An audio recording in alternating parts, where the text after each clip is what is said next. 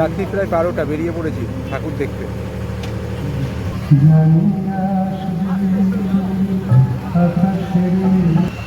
অশোকনগর যাওয়ার পথে এটা পেয়ে গেলাম। এটা কি, এটা আছে, যাই হোক, আরে দুর্গোৎসব,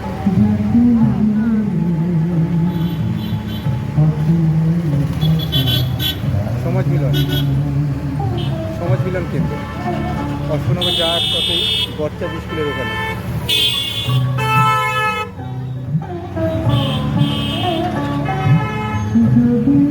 কি করে হবে, দাঁড়া একটু সাইড করে দাঁড়া। বললাম ঢুকবে।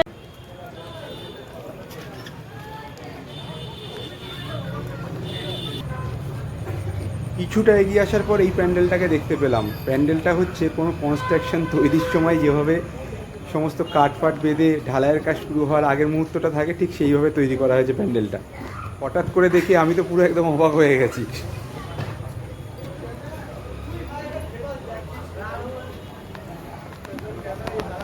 প্যান্ডেলের ভিতরটাও খুব সুন্দর করে ডেকোরেশন ছিল, একদম ইউনিক চিন্তাধারা, এত সুন্দর দেখতে লাগছিল। আমরা ঘুরে ঘুরে দেখছিলাম, অনেক রকম গাছও রাখা হয়েছিল প্যান্ডেলের ভেতরে।